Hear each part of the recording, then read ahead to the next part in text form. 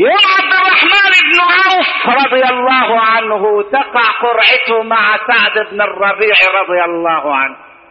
سعد بن الربيع من أهل المدينة، وعبد الرحمن بن عوف من أهل مكة. سعد بن الربيع من الأنصار، إنما عبد الرحمن بن عوف من المهاجرين. يوم يعمل إيه؟ خد بالك بس النبي رب النفوس إزاي.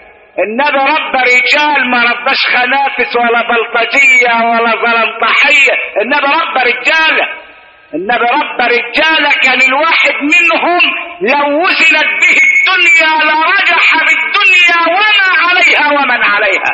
رجال. انا عايزك توحد من لا يغفل ولا لم تقول لا اله الا الله.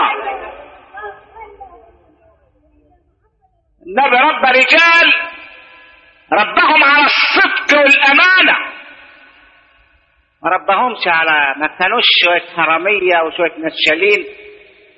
لا، كل يوم واحد يقول لك مختلف مليون ومليون ونص. تعال شوف الرجاله اللي النبي ربها.